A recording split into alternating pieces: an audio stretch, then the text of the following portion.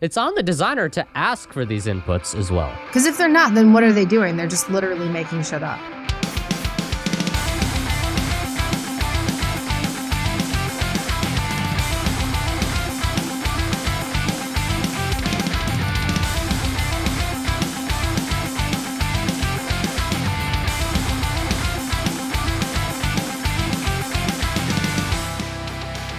Hey everybody, welcome to another episode of From A to B. We have Shiva here and I'm joined by Erin, all she does is win Weigel, who I've definitely pronounced her name properly on the first chance that I got to pronounce your name properly. 100%, totally validated, verified, correct.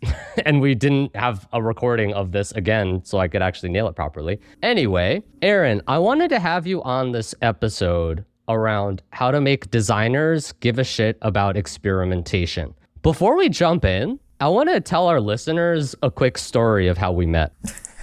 I don't know if you remember this. I remember it. The first time we met was screaming at each other on one of my LinkedIn posts about button color tests not mattering. Yes. And there was a lot of hostility. I probably started it, to be fair. I was like at CXL Live and I saw this person who I've never met before talking about button colors being the best thing in the world. And I'm just like, I'm not here for this. This sounds like a Neil Patel person.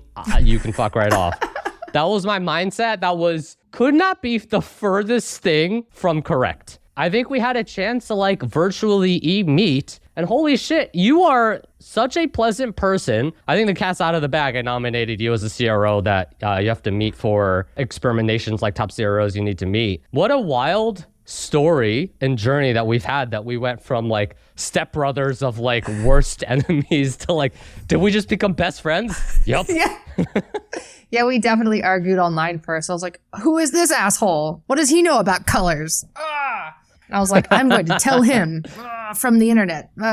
When we started talking, I don't even know why we started talking. I don't even know how that happened. I want to say it was you saying you being the adult, because I have not been known to be the adult. I'm not really much an adult type of person. So I was probably just like, why do you hate them so much? Can you help me understand? Is there something I'm not seeing? Well, I think that's a testament to the type of person that you are, is I'm okay being wrong, but let's understand your point of view. Let's understand your perspective. And that was the most natural transition I can make to get into the topic for today. In my experience, I've dealt with designers who have maybe been hippos in their own right, highest paid person's opinion. But I really wanted to dig into the mindset of a designer. There are certain designers who I have had very deep relationships with in terms of being best friends. They've partnered with the CRO team and myself. It's been great. But there have been some challenging designers. So I guess first question, are you a challenging designer? Are you a designer that people want to work with? I have no idea. You're going to have to ask other people that. I don't feel like I'm qualified to answer that question. I annoy myself at a certain point because I do feel like I say the same things over and over again. Is it accessible? How will you measure the success of that? So I feel like a broken record most of the time, reading usability reports and sending them to people. So I get annoyed by myself because I feel like I'm just repeating things over and over again. Maybe I'm annoying to work with.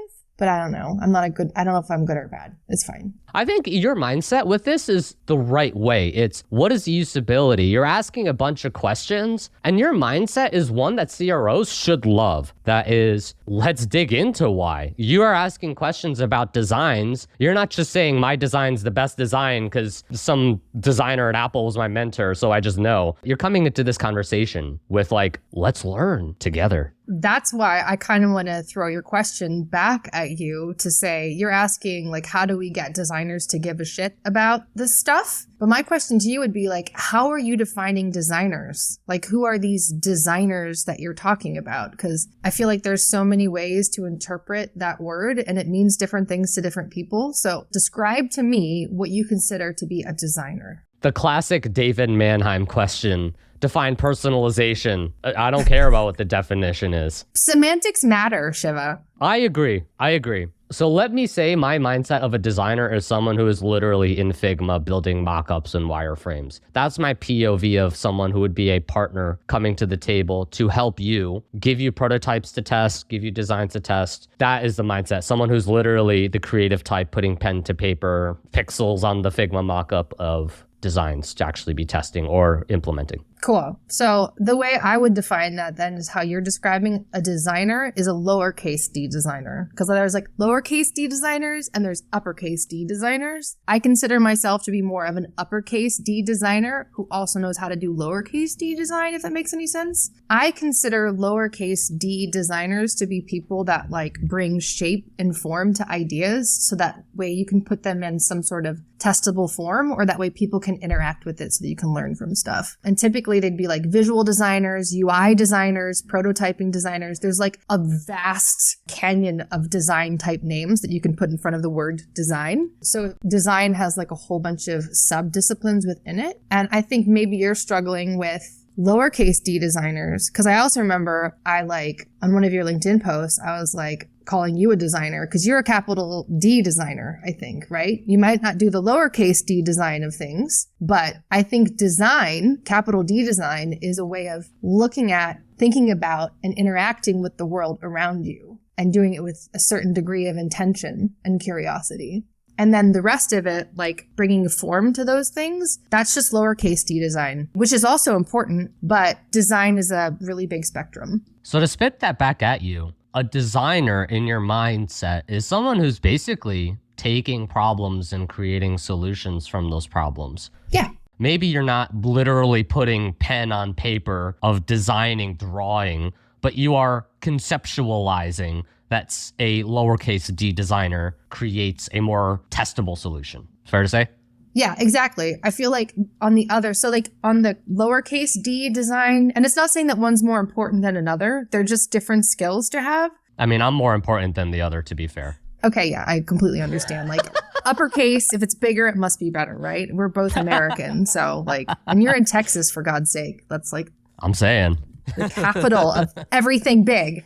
So like you got the lowercase d over here on one side of the spectrum, and you have the uppercase d on the other side. And the uppercase D design side, you'll find things, people calling themselves like strategic designers or UX designers, because they're more in the problem discovery space. And then the closer you get to the solution and the bringing shape and form to the design is where you get closer to the lowercase d. So maybe it's like capital D is like the top of the funnel where ideas are, and then like the lowercase d is like the bottom of the funnel where you're actually like delivering something to be put out into the world. In an actual serious way, there are some folks that do believe that designers are throwaways, like, oh, you could just have an AI build it. Like it's a useless job. I don't need your help. All you do is just copy what patterns everyone else is doing. Like, yeah. Lowercase d designers are incredibly important to everything that we need to do. Maybe that's a challenge that I would give to you, or a question I would give to you is there maybe that a CRO comes to a designer, and maybe that's a reason why a lowercase d designer might be frustrated? Yes. They're like kind of being talked at to like, just build this thing I told you to do, rather than giving them the creative freedom to be creative. That's the easiest way to piss off a designer, is to just come to them and say, can you make this for me? Because they start at the point of, well, what problem are you solving for people? Right. So if you don't start at the, what problem is this causing for people? What impact do you think it will have on the business? It's like a big insult, kind of, I think, for most capital D designers, or people that consider themselves more than just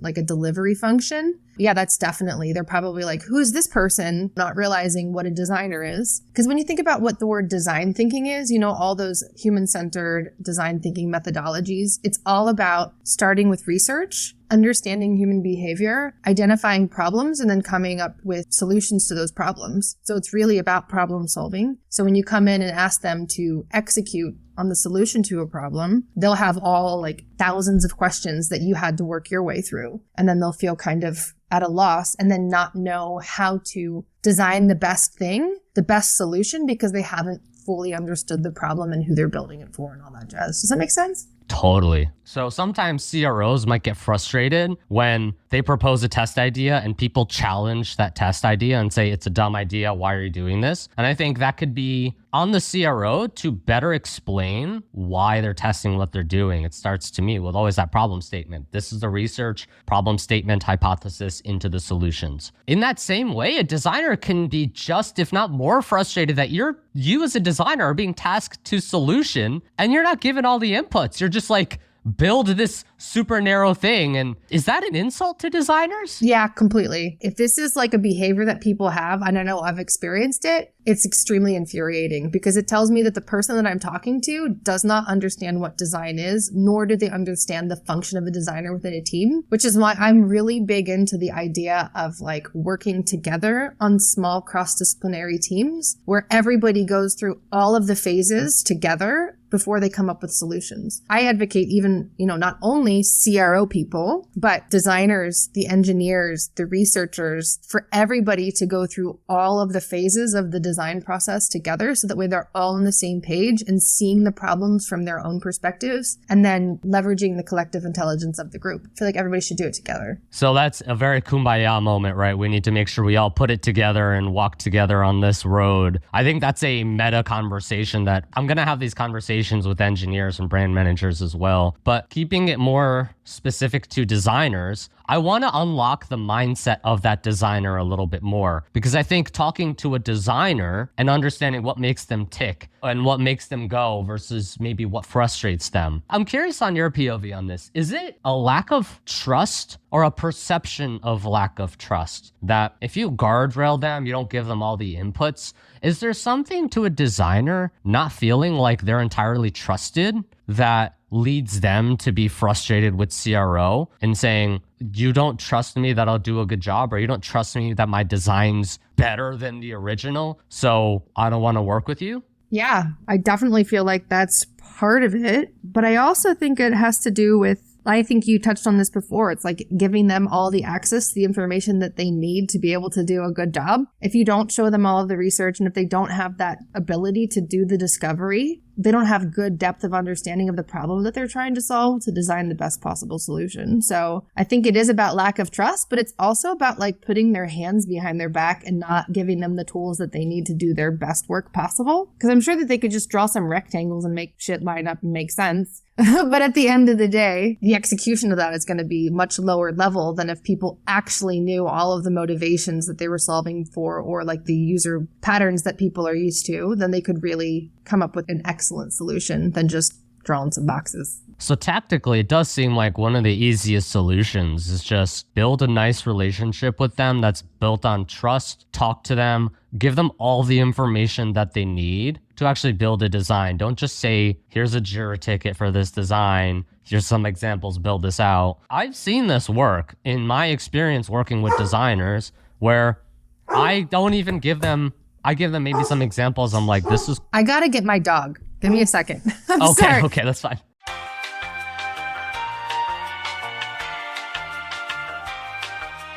Outside of my typical day job, I can see how and why somebody might call me a CRO person, like a conversion rate optimization specialist, but there's no way I would ever call myself that, because when I think about what that means to other people, to me, that's just being a good designer. Understanding the problem that you're needing to solve for whom and executing it in a way that has a positive impact on the business is literally what designers are hired for. I think there's a pretty big overlap between good design and good CRO, which also might cause some of the tension that you have with a good designer. If you're working with a good designer, they're probably going to be upset that you're not bringing them in earlier in the process. And if you're working with a bad designer, then they're probably not going to be interested in testing. So we're kind of like getting the bad end of both sticks, if that's a thing. Let me regurgitate that to you, because I think what you're doing is actually validating that CROs, when they work with designers that don't push on data capture, on problem statements, on actually understanding the why behind it, you're almost giving cover for CROs not providing and saying a little bit of the onus is actually on the designer to ask for those things as well. In addition to the CRO giving it, it's on the designer to ask for these inputs as well. Because if they're not, then what are they doing? They're just literally making shit up, right? Like, what are you going to use other than your own opinion and your own preferences to make something, or your own experience? Well, I think that's a good point too. And I want to push you on that because I do know of designers who do have that mindset. I've talked to some product owners who believe there's no testing needed. You just conduct enough research and you just have enough good designers and then it's just better. I'm not saying that's the right way to say that, but that does exist. How would you give advice to someone who's an experimentation manager working with a complicated designer? How do you get them to be on your team rather than my design's good, I don't need you to test it? Here's something that people might not know about people who go through a traditional design education. I am a super art nerd. I have a bachelor's degree in fine art. I'm actually a painter, but I took a lot of classes in design as well. And there is a strong critique culture that we're trained in. So basically, you're given these assignments that you have like a week or two to work on. And then what you do is you work on them, you throw a whole bunch of them away, and then you come back and then you maybe show your best 3 options. People tear them apart with nothing other than their opinion most of the time. Well, I don't like that color. Did you do this? Blah, blah, blah. They tear it apart. You feel awful. Some people cry. And then you learn how to defend your work over time. So it's kind of like a confidence building exercise and like on the fly, almost bullshitting your way through the process of having your work torn to the ground and justifying every small decision that you've made. So if you're now brought into a professional business environment where you are expected from an experimentation perspective to say, well, actually, I don't know. We could try this. We could try that. We could try this. That's the opposite of how we are trained in most schools. It's a critique culture. It's almost like PTSD, right? Like when the CRO comes in, like, you should try this. They're like, I remember that time I got scolded at for my design that I thought was badass, and my art teacher just tore me a new one. I got an F. And I think They gave me an F on that assignment, you know? So there's a little bit of like, be human with them. And I think my advice has generally been, be a partner. Like, I'm not trying to call your baby ugly. And I think that's a challenge that CROs have to be tasteful in the way that they approach these conversations to say, I think this is really good. I want to prove that your design is really good with quantitative data. It's a partnership to say, I want to help you look good. That perspective makes a ton of sense, that you have to like have thick skin to be a designer. Like, if you don't have confidence, why are you designing? But then I guess the flip side is like, I think you said this in your book. What was it? Test like you're right? No, design like you're right, test like you're wrong. That's like a pretty common mantra that's around. It's in my book, but it's not attributed to me. People much smarter than me said it. I don't know their names off the top of my head, but I do have it in a footnote. But yeah, no, you need to design like you're right, because a lot of designers, like, we're putting our work out there in some cases to hundreds of millions to billions of people every day to have it influence their lives in massive ways. You have to have a certain level of arrogance to think, oh yeah, of course, I've made this thing, it's going to be great. You know, let's put it in front of these hundreds of millions of people. Or just ignorance of like not even knowing how many people your design is actually going to impact. But then you need to go back and then have enough humility to say, did I actually make that better? Or did I actually screw things up by accident? And is there anything to learn from that? I think if you're a good designer, you have to have a weird balance of confidence in your abilities and the research that you've done up to a certain point to put it out into the real world, but then enough skepticism to realize that you don't know how things are going to be perceived or how people are going to use things in ways you could never imagine. And then it becomes like the learning opportunity. It's interesting to put yourself in the mindset of someone else. And I think that's one of the exercises that I hope to accomplish in this episode was CROs are just a different breed of people. The way we approach things are a little bit different. I know we have like, well, what's a CRO versus a designer? But I think the person running the test versus the person helping to design the test, two different skill sets, and they could be a little bit different. It's a worthwhile exercise to put yourself in that mindset. If we could wrap with some Erin, all she does is win tips, what would those be? What would be maybe the top 2 or 3 things you would take away from CROs trying to partner with lowercase d designers? So first of all, I don't know where you're getting this Erin, all she does is win middle name, because I have... That's your nickname. No, since when? Who decided that? I did. Yeah, but have you seen my stats? I primarily lose. Don't prove me wrong, Erin. It just seems like all you do is win. No, if you look at the data, I primarily lose and I win sometimes. Enough to make things better. I don't look at the data. What do you think I am? Go figure. Go figure. Just so we're all clear, you have to update your LinkedIn tagline to say, Erin, all I do is win. Yeah. That's your name. Sorry. Totally. It's been decided. And I'm going to steal the hashtag winning thing from, what is it, Charlie Sheen? Definitely. I'll do that right now. I'm just going to like overtake the winning hashtag. Cool.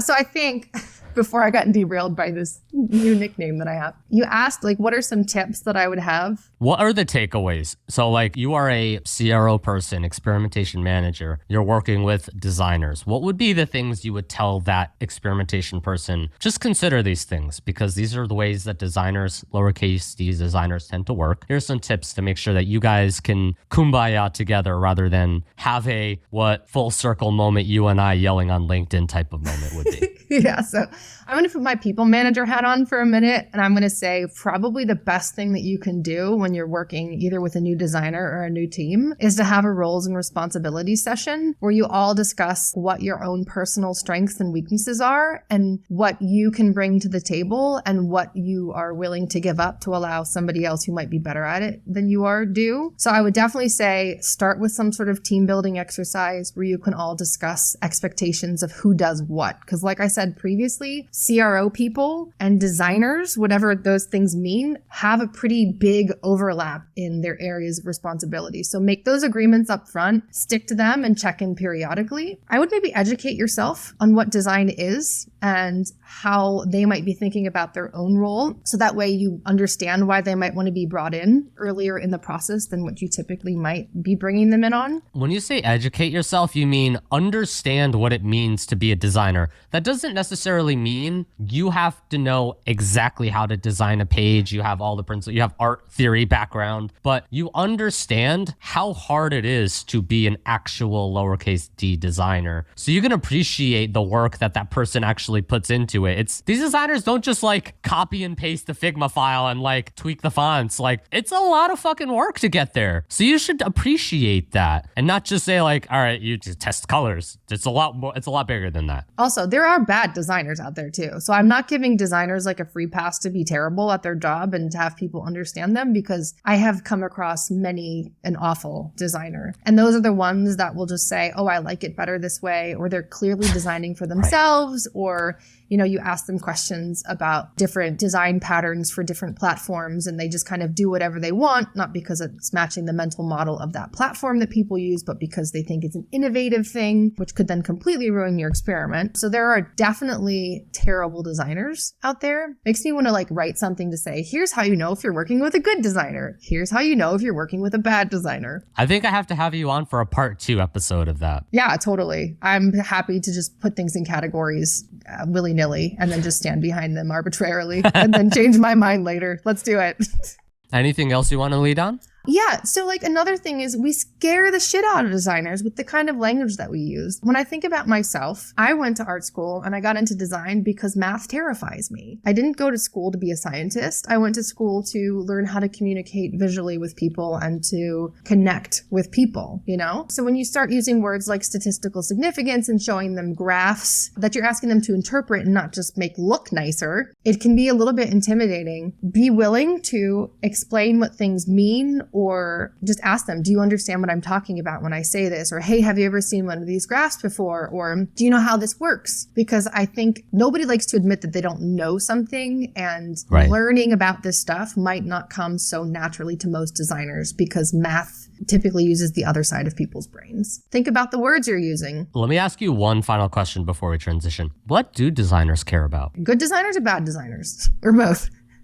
Take that what you will, because I'm curious how you would answer that. So good designers, what we care about, I'm going to put myself in the good designer bucket because I can, or just arbitrarily saying that I am. Erin, all she does is win, is definitely a good designer in my opinion. Clearly.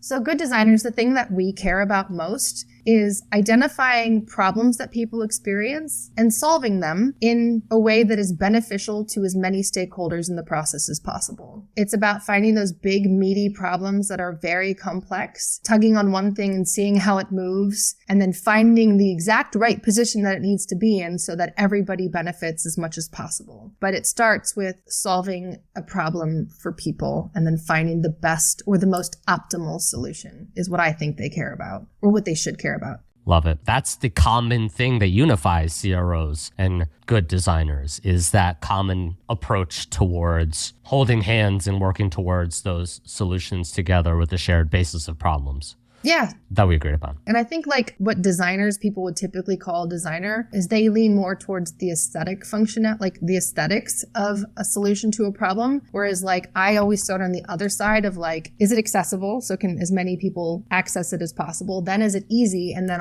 as like the cherry on top, does it look nice? Because when it hits all of those points, or do the aesthetics communicate something about how to use it or make it more accessible? So it's just like another tool in your toolbox for solving problems for people versus making something look nice just because somebody says it looks nice, if that makes sense. Sweet. All right. Well, let us now transition over to the LinkedIn post of the week.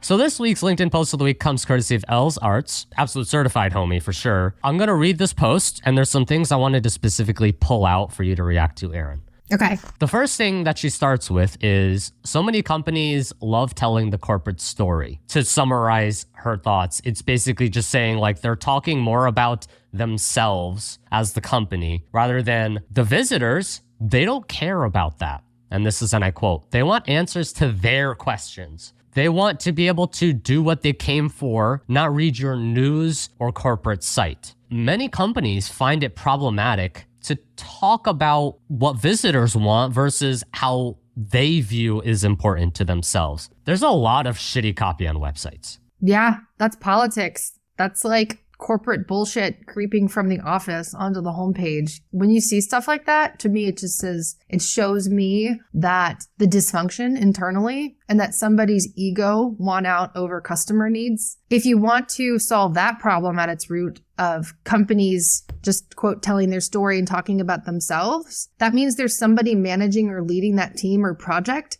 that made it that way that is not customer centric. Right? So that is like a culture problem that needs to be solved at its root. And that typically goes like the whole way back up to the CEO or the founder or whatever. So in some cases, designers and CRO people, there are going to be problems like that, political problems, power problems, ego problems. You can't solve it. You can only maybe try to stroke their ego in a way to say like, oh, I love that you've done this, blah, blah, blah. We can make you look even better, kind of like speak to their egos if that's how that kind of content got onto the site. Or maybe they just don't know. Maybe they genuinely don't know, And that should be a unifying moment for CRO and designers together, that they both have to deal with this bullshit, right? Yeah, totally. I think that's something that I've bonded with a lot of designers on is we both know shit sucks. Yeah. So I don't know, when you have that like asshole teacher and all the kids are in it together, it's the same thing. When you go through this, or I guess a better example would be like in the Marines, you have that one hard ass drill instructor, right? And all the Marines glow closer together because they have that one drill sergeant that's just scolding at them, yelling at them. The mutual hate bonds them together. Yeah. 100%. So that can be an opportunity for you to partner together with the designer to say like, you're forced to design this bullshit. I'm forced to test this bullshit. Maybe we could figure out better ways to like utilize our strengths to fight back against this. I don't know if you've noticed this about me, but I don't like to follow stupid rules, and I don't often do what I'm told. Like I'm very bad at that. It's just not a strength that I have. Like if I don't understand why somebody's asking me to do something, or if it seems illogical to me, I'll honestly just do what I want to do and just kind of ask for forgiveness instead of permission. I ignore things that I don't want to hear. It's really funny you say that because that puts you in the case of a designer, right? Exactly what you described this whole episode. Erin ticks by understanding problems and coming towards those solutions. If I just tell you to do something and I don't give you any problem statement or data, you're just like, yeah, fuck you. I'm just going to do what I want because your opinion's not better than mine. But also, you don't know how to do what I know how to do. So like when I think about all the jobs that I've had before, it was literally me designing the thing and writing the code. All those stakeholders could tell me what to do, but at the end of the day, none of them actually knew how to put it live. And nobody, like, you know what I mean?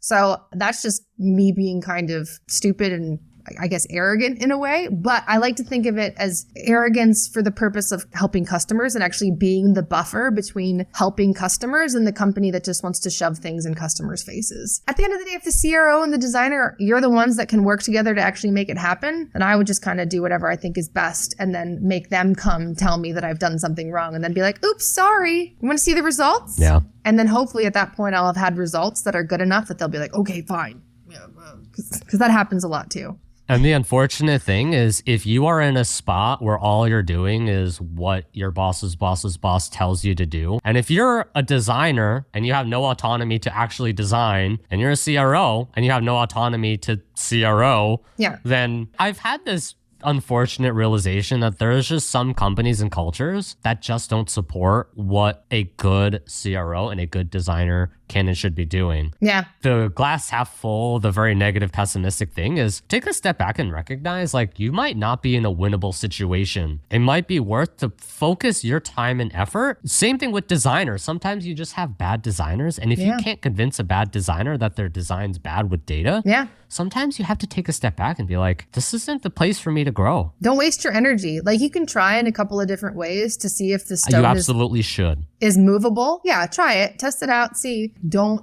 put more energy into it than it's worth because there are some immovable rocks that you will never change their opinion ever. So I completely agree with that. Same thing for companies. If companies are not understanding what you're there to do and they don't appreciate you taking the ball and running with it and doing something better than they could have imagined, just go somewhere else. We're all about empowerment here on this podcast. This is correct. Who better to have on the empowerment front than Erin? All she does is win. Weigel. Do whatever you want as long as it's winning. Weigel, right? Well, Erin, do you have anything you want to plug? I know you have a dope ass book coming out in a little bit, which you've completed. Oh my God. It's no, not yet. Yes, I have completed 100% of the written manuscript, which has been reviewed by people much smarter than me, and they have helped me fix all of the mistakes that I've made. And then I edited it again and hopefully didn't add more mistakes back in after that. But I'm currently illustrating everything now, and I'm very tired, and I don't want to anymore. Shiva, can you do it for me? No. Crap. I could do really good stick figures. That's cool. It's about the limitation of my artistic skills, which is why I ask designers who are better at me at designing to do it. And my problem is I can't design, and the solution is designer does it. Yeah. Oh, crap. So I need a designer. So where can they find you, Erin? I'm usually just a little gremlin sitting at home in my home office wearing a Snuggie. So if you mean physically, in my office by myself. If you're talking about on the internet where I like to creep and yell at people on the internet, like Shiva and why we're friends now, you can find my website at erindoesthings.com. I intentionally kept it broad. I am not a niche person. I do a lot of different things. Or on LinkedIn as well. And the rest of the platforms I just completely ignore. I'm just basically on LinkedIn posting things. That's it. Make sure you guys go follow Erin on her LinkedIn. Go check out Erin Does Things and check out her book that should be coming out in shortly. Yeah, I think it's like early 2024. It should be released. It's almost done. Almost done. And if you're new to this podcast, please do us a favor, like, subscribe, give us 5 stars. Don't give us 1 stars. We don't want 1 stars. Only 5. Only 5. Only 6. Only 6 out of 5s. Yes, we want the average to be above 100%. You math so good, Shiva. You were such a data person. am really good at the maths. Yes. Thank you all for joining us at another episode of From A to B.